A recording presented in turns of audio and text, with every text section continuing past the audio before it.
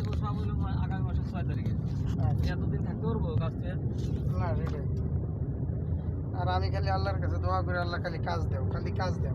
আমি বেকার হয়ে গেছি। দৌড়ানো হইলো ভুল পথে, এই জন্য আপনি কাজ চাইলে দৌড়ে না সেটাই।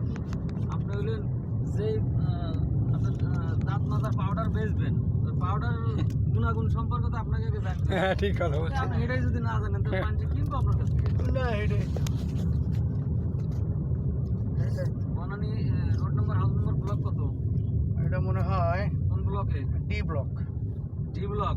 হ্যাঁ ডি ব্লক, ওই যে হোটেল শেরিনা আছে না, শেরিনা, এই একদম হোটেল শেরিনার উল্টা পাশে। ওটা তো ডি ব্লক করছে না ইউ ব্লক করছে? এটা আমাদের D block, D block D. বললো। সেটা চুই গোস্তের দোকান ওইটাই ওই জায়গায়। হ্যাঁ। শেরিনা। আপনার জন্য আমি এখনো খাইও নাই, বুঝছেন? আমরাও তো খাইনি। আমার তো খাওয়ার টাইমও তো আমার এখন হবো না, কখন যাবো 4টার মধ্যে? ওই আর পক্ষে কারণ খাইলো মনে হয়। এরপরে আপনি আপনি খাইতে চাইছেন একদিন, হ্যাঁ। না খাওয়াইলে খারাপ দেখা যাবে, আমার তো সময় তো ওই চুই গোস্তের দোকানে খাইলে মৌসুমিদের কেস, আইবেন তো সময় নষ্ট করে। অসুবিধা নাই। আমি আপনার 1:30টার থেকে দাঁড়া দিছি এনে, কয় ঘন্টা? 2 ঘন্টা। না এখন আমরা নামাজ পইরা আজকে হইলো কি ওই যে ইনকাম ট্যাক্সের কি আইপি জানি না জানি কি যে উকিল, ইনকাম ট্যাক্সের উকিল গো পরীক্ষা। ভাই আমরা চলি হলো বাংলা টাইমে, তো বাংলা টাইমে চললে এই দেশে চলবে না।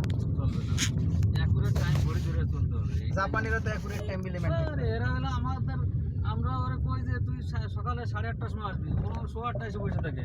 আমাকেও মানে দলের লোকজন ওঠে 9:30 ঘুমের থেকে।